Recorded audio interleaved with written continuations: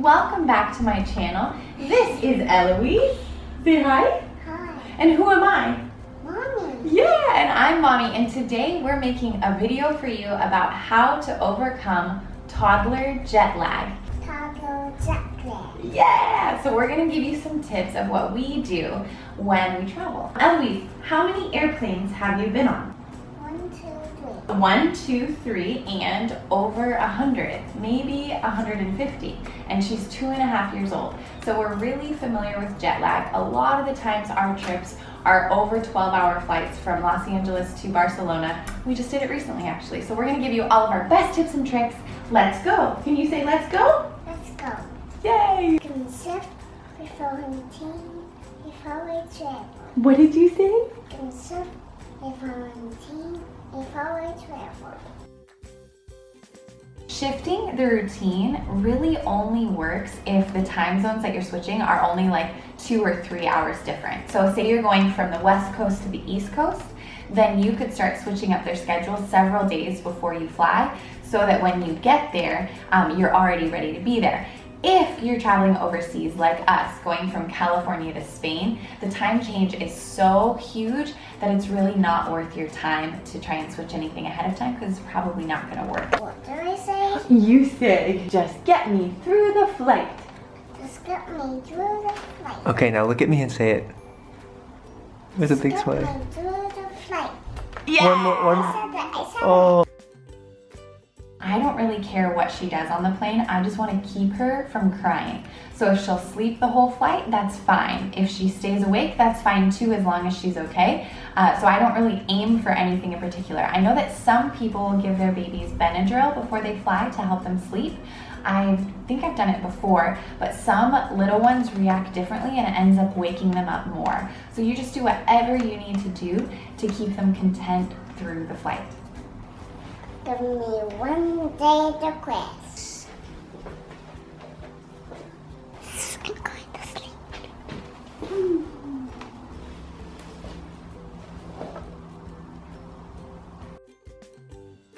This is really just because their bodies are going to be exhausted when you get here, and if you jump right into trying to organize their sleep and keep them awake during the day, you might just have pretty miserable children, and you'll be really miserable too.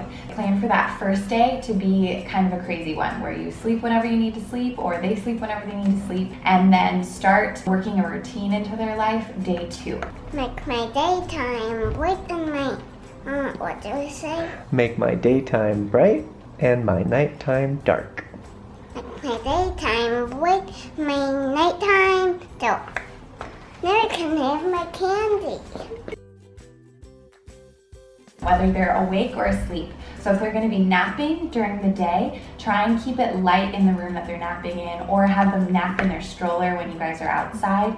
And then at nighttime, even if they're awake in the night, try and keep it dark. Don't turn on the bright overhead lights. Maybe do lamps or no light at all if you can. Whatever you can do to retrain their bodies that this is day and this is night, kind of like we did when they were newborns. Remember when they came out and they totally didn't know when to sleep and when to be awake? It's the exact same thing when they're jet lagged. Take me outside and how about Dad? Take me outside, how about Dad?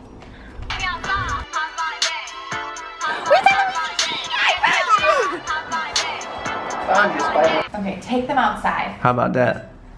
Taking them outside is super important because even if it's for part of the day, it's gonna help their insides know that it's daytime. So I know in the beginning, Eloise sleeps a good chunk of the day, but I just try and get her out in the sunlight for a good portion of time so that her body can know that it is daytime. Give me lots of yummy food. Yay, I said it. They'll just sleep better on full tummies, and especially because if they're switching time zones like really dramatically, then the middle of the night might actually be the time that they're used to eating breakfast, lunch, or dinner. And so we cram Eloise's little tummy full of food as best we can before nighttime sleep in hopes that she'll sleep longer. When you're feeling miserable, you can put the computer on my crib. I'm awake, I'm awake, I'm awake.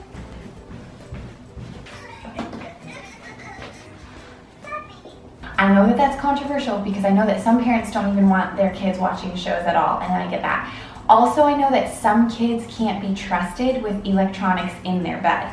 Eloise is a pretty gentle soul, so she can have the laptop in her crib and she doesn't touch it, she just lets it happen.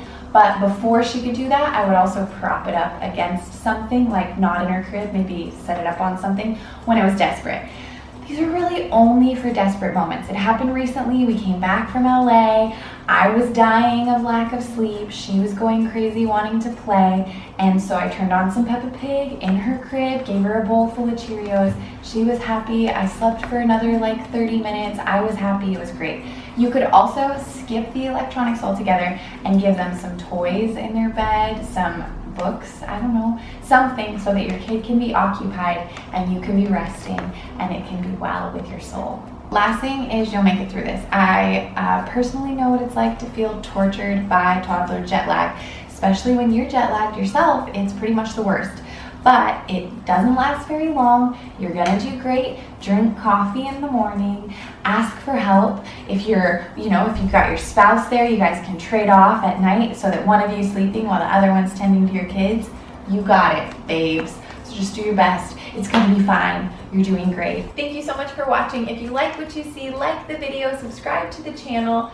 Don't forget to follow us on Instagram, the ShaunHover Reality Show on Snapchat, and we will see you next week. Bye. Can you wait? Oh, good job!